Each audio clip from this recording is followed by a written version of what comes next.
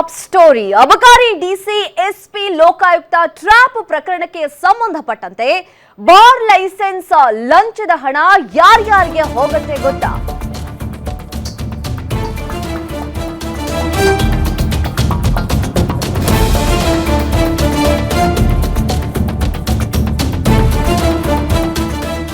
ಅಬಕಾರಿ DC SP Lokayukta trap ಪ್ರಕರಣ, bar licence ಲಂಚದ ಹಣ ಯಾರ್ಯಾರಿಗೆ ಸೇರುತ್ತೆ ಗೊತ್ತಾ?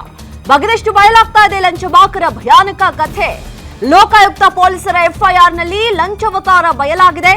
ಎಫ್ಐಆರ್ ನಲ್ಲಿ ಮಿನಿಸ್ಟರ್ಗೂ ಹೋಗುತ್ತೆ ಅಂತ ಉಲ್ಲೇಖ ಆಗಿದೆ. CL7 ಲೈಸೆನ್ಸ್ ಕೊಡೋದಕ್ಕೆ ಅಧಿಕಾರಿಗಳಿಂದ ಲಂಚಕ್ಕೆ ಡಿಮಾಂಡ್ ಇಡಲಾಗಿದೆ. ಡಿಸಿ ಜಗದೀಶ್ ನಾಯಕ್ ಸೂಪರಿಂಟೆಂಡೆಂಟ್ ತಮ್ಮಣ್ಣ ಬೇಡಿಕೆ ಇಟ್ಟಿದ್ದಾರೆ. ನಗರ ವ್ಯಾಪ್ತಿಯಲ್ಲಿ CL7 ಸನ್ನದ್ದು ನೀಡಲು 80 ಲಕ್ಷ ಲಂಚ ಕೇಳಿದಾರಂತೆ. ಮೊದಲು 80 ಲಕ್ಷಕ್ಕೆ ಡಿಮ್ಯಾಂಡ್, ನಂತರದಲ್ಲಿ 75 ಲಕ್ಷಕ್ಕೆ ಫಿಕ್ಸ್ ಮಾಡಿದ್ದಾರೆ. ಕೊನೆಗೂ ಬರೋಬ್ಬರಿ 1.5 ಕೋಟಿ ಹಣ ನೀಡುವಂತೆ ಡಿಮ್ಯಾಂಡ್ ಮಾಡಿದಾರಂತೆ ಇಬ್ಬರು ಅಧಿಕಾರಿಗಳು. ಅರ್ಜಿ ಸಂಬಂಧ ಸ್ಥಳ ಪರಿಶೀಲನೆ ನಡೆಸಿ ಬಂದಿದ್ದಂತಹ ಅಧಿಕಾರಿಗಳು ಪರಿಶೀಲನೆ ನಂತರದಲ್ಲಿ ಅಮೌಂಟ್ ಮೊತ್ತ ಹೆಚ್ಚಿಸಿದ್ದಾರೆ. ಅಧಿಕಾರಿಗಳು ಬರೋಬ್ಬರಿ 1.5 ಕೋಟಿ ಹಣ ನೀಡುವಂತೆ ಡಿಮ್ಯಾಂಡ್.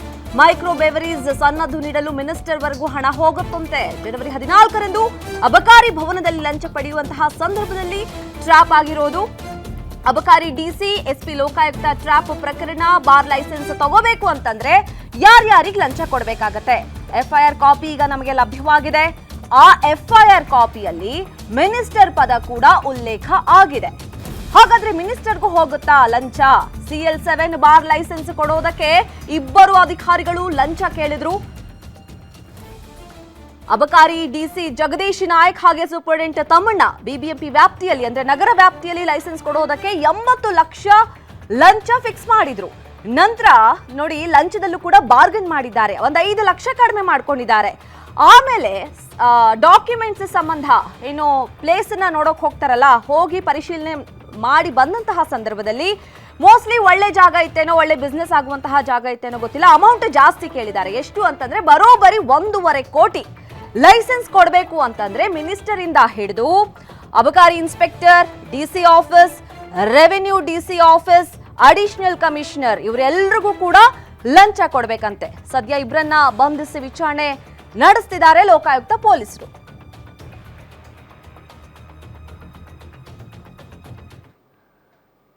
ಈ ಬಗ್ಗೆ ಮತ್ತಷ್ಟು ಡೀಟೇಲ್ಸ್ ಕೊಡ್ತಾರೆ ನಮ್ಮ crime bureau head SK Manjunath live ನಲ್ಲಿ ಜಾಯ್ನ್ ಆಗಿದ್ದಾರೆ. ಮಂಜುನಾಥ್, ಸದ್ಯ ಇಬ್ರು ತಗಲಾಕೊಂಡಿದ್ದಾರೆ. ಇನ್ನು ಯಾರ್ಯಾರಿದ್ದಾರೆ ಅಂತ, ಯಾರ್ಯಾರು ಇದ್ದಾರೆ ಈ ಲಂಚವತಾರದ ಆಟದಲ್ಲಿ? ಇನ್ನು FIR ಕಾಪಿಯಲ್ಲಿ ಏನೆಲ್ಲ ಉಲ್ಲೇಖ ಆಗಿದೆ ಅಂತ?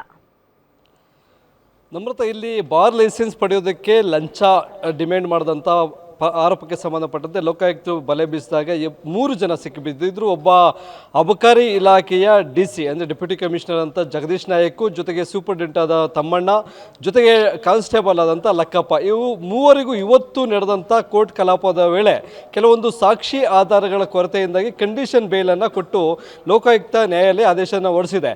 ಇದು ಇವತ್ತು ನಡೆದಿರ್ತಕ್ಕಂಥ ಬೆಳವಣಿಗೆ. ಆದರೆ ಇವರು ಟ್ರ್ಯಾಪ್ ಆಗೋದಕ್ಕೆ ಜೊತೆಗೆ ಹಣಕ್ಕೆ ಡಿಮ್ಯಾಂಡನ್ನು ಇಟ್ಟಿದ್ದು ಹೇಗೆ ಸಿಕ್ಕಿಬಿದ್ರು ಅಂತಕ್ಕಂಥದ್ದನ್ನು ಹೇಳೋದಾದರೆ, ನವೆಂಬರ್ 11ನೇ ತಾರೀಕು ಅಂದರೆ 11ನೇ ತಿಂಗಳು 11ನೇ ತಾರೀಕು ಸಂದರ್ಭದಲ್ಲಿ ಬೆಂಗಳೂರಿನ ಉಳಿಮಾವಿನ ನಿವಾಸಿ, ಇವರು ಮಾಜಿ ಕಾರ್ಪೊರೇಟರ್ ಆಗಿದ್ದಂಥವರು ಲಕ್ಷ್ಮೀನಾರಾಯಣ್ ಅಂತವರು, ಬಂದರಘಟ್ಟ ರಸ್ತೆಯಲ್ಲಿ ಒಂದು ಪಾರ್ಕ್ ರೆಸ್ಟೋರೆಂಟನ್ನು ಮಾಡಬೇಕು, ಅಲ್ಲಿ ಊಟ ಜೊತೆಗೆ ಮದ್ಯ ಎರಡೂ ಸಿಗುತ್ತೆ, ಆ ಒಂದು ವ್ಯವಸ್ಥೆಯನ್ನು ಇಟ್ಕೊಂಡು ಅವರು ಒಂದು ಬಾರ್ ಲೈಸೆನ್ಸ್ಗೆ ಅಪ್ಲೈಯನ್ನು ಮಾಡ್ತಾರೆ.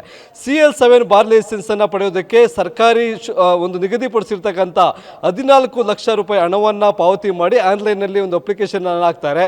ಅದಕ್ಕೆ ಸಂಬಂಧಪಟ್ಟಂತೆ ಎಕ್ಸೈಸ್ ಇನ್ಸ್ಪೆಕ್ಟರ್ ಸ್ವರ್ಣಮಂಗಳ ಅಂತಕ್ಕಂಥವ್ರು ಇವರು ಯಾವ ಸ್ಥಳದಲ್ಲಿ ಬಾರ್ ಅಂದರೆ ಈ ಪಾರ್ಕ್ ರೆಸ್ಟೋರೆಂಟನ್ನು ಮಾಡಬೇಕು ಅಂತಿದ್ರು ಅದರ ಒಂದು ಪರಿಶೀಲನೆಯನ್ನು ಮಾಡ್ಕೊಂಬರ್ತಾರೆ, ಸ್ಪಾಟ್ ಮಾಜರ್ ಮಾಡ್ಕೊಂಬರ್ತಾರೆ. ಅಲ್ಲಿ ಯಾವುದೇ ರೀತಿಯಂಥ ಅಡಚಣೆಗಳಿರ್ಬೋದು, ಆಕ್ಷೇಪಣೆಗಳು ಯಾವುದೂ ಸಹ ಇರೋದಿಲ್ಲ. ಹೀಗಾಗಿ ಅವರಿಗೆ ಲೈಸೆನ್ಸ್ ನೀಡೋದಕ್ಕೆ ಅಡೆತಡೆ ಯಾವುದೂ ಇಲ್ಲ, ಕೊಡ್ಬೋದು ಅನ್ನೋದು ಫಿಕ್ಸ್ ಆಗುತ್ತೆ. ಆದರೆ ಲೈಸೆನ್ಸನ್ನು ಕೊಟ್ಟರೆ ನಮಗೆಷ್ಟು ಹಣ ಸಿಗುತ್ತೆ ಅನ್ನೋದ್ರನ್ನ ಒಂದು ಕ್ಯಾಲ್ಕುಲೇಟ್ ಮಾಡ್ತಕ್ಕಂಥದ್ದು, ಡೀಲ್ ಕುದಿಸ್ತಕ್ಕಂಥದ್ದು ಈ ಪ್ರಕರಣದಲ್ಲಿ ಸೂಪರಿಂಟೆಂಡೆಂಟ್ ಆದಂಥ ತಮ್ಮಣ್ಣ.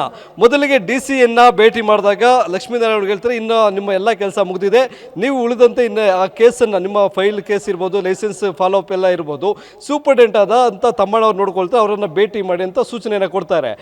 ತಮ್ಮಣ್ಣವ್ರನ್ನ ಭೇಟಿ ಮಾಡೋದಕ್ಕೆ ಹೋದಾಗ ಒಂದು ಲೈಸೆನ್ಸ್ಗೆ 75 ಲಕ್ಷ ಹಣವನ್ನು ಕೇಳ್ತಾರೆ. ಜೊತೆಗೆ ಇಲ್ಲಿ ಮೈಕ್ರೋ ಬ್ರೆವರಿ ಅಂದರೆ ಬಿಯರ್ ತಯಾರು ಘಟಕಕ್ಕೆ ಒಂದು ಅನುಮತಿಯನ್ನು ಕೊಡೋದಕ್ಕೆ 80 ಲಕ್ಷ ರೂಪಾಯಿ ಹಣವನ್ನು ಇವರು ಲಂಚದ ರೂಪದಲ್ಲಿ ಡಿಮ್ಯಾಂಡನ್ನು ಮಾಡ್ತಾರೆ. ಒಂದು ವೇಳೆ ಹಣವನ್ನು ಕೊಟ್ಟಿಲ್ಲ ಅಂತಂದರೆ ನಿಮ್ಮ ಲೈಸೆನ್ಸ್ ಸಿಗೋದಿಲ್ಲ. ಇದನ್ನು ಮೀರಿದರೆ ನೀವೆಲ್ಲಾದರೂ ಹೋದರೂ ಸಹ ಲೈಸೆನ್ಸ್ ಪಡಿಬೇಕಾದ್ರೆ ತುಂಬ ಅಡಚಣೆಗಳಿದ್ದು ಹೇಳ್ತಾರೆ. ಅಷ್ಟೊಂದು ಸುಲಭದ ಮಾತಲ್ಲ ಅಂತಕ್ಕಂಥ ಒಂದು ಮಾತನ್ನು ಇವರು ಸೂಪರಿಂಟೆಂಡೆಂಟ್ ತಮ್ಮಣ್ಣವ್ರು ಹೇಳ್ತಕ್ಕಂಥದ್ದು. ಇದು ಅಲ್ಲಿಗೆ ಗೊತ್ತಾಗುತ್ತೆ ಇವರು ಸಾಕಷ್ಟು ಹಣವನ್ನು ಡಿಮ್ಯಾಂಡ್ ಮಾಡ್ತಾ ಇದ್ದಾರೆ. ಹೀಗಾಗಿ 1.5 ಕೋಟಿ ರೂಪಾಯಿ ಇಲ್ಲಿ ಹಣವನ್ನು ಇವರು ಲಂಚದ ರೂಪದಲ್ಲಿ ಕೇಳಿದ್ದು. ಅದನ್ನು ಕೊಡೋದಕ್ಕೆ ಲಕ್ಷ್ಮೀನಾರಾಯಣಗೆ ಇಷ್ಟ ಇರೋದಿಲ್ಲ. ನೇರವಾಗಿ ಲೋಕಾಯುಕ್ತ ಪೊಲೀಸ್ಗೆ ಒಂದು ದೂರನ್ನು ಕೊಡ್ತಾರೆ.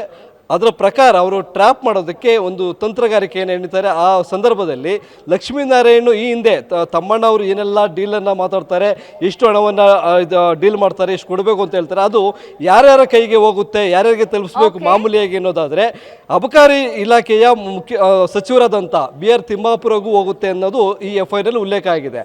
ಅದರಂತೆ ಅವರ ಮಗನೂ ಸಹ ಫೋನಲ್ಲಿ ಮಾತಾಡ್ತಾ ಇರ್ತಾರೆ. ಇವ್ರಿಗೆಲ್ಲರೂ ಸಹ ಮಾಮೂಲಿ ಕೊಡಬೇಕು ಅನ್ನೋದು ಉಲ್ಲೇಖ ಆಗಿದೆ. ಈಗ ಸದ್ಯಕ್ಕೆ ಏನು 3 ಆರೋಪಿಗಳಿಗೆ ಸಂಬಂಧಪಟ್ಟಂತೆ ಜಾಮೀನು ಸಿಕ್ಕಿದೆ. ಇನ್ನುಳಿದಂತೆ ಸಿಕ್ಕಿರ್ತಕ್ಕಂಥ ಸಾಕ್ಷಿ ಆಧಾರಗಳ ಮೇಲೆ ತನಿಖೆಯನ್ನು ಮುಂದುವರಿಸ್ತಕ್ಕಂಥ ಲೋಕಾಯುಕ್ತ ಅಧಿಕಾರಿಗಳು ಚಾರ್ಜ್ ಶೀಟನ್ನು ಸಲ್ಲಿಸೋದಕ್ಕೆ ಸಿದ್ಧರಾಗಿದ್ದಾರೆ. ನಮ್ರತಾ, ಧನ್ಯವಾದ ಮಂಜುನಾಥ್ ತಮ್ಮೆಲ್ಲ ಮಾಹಿತಿಗೆ.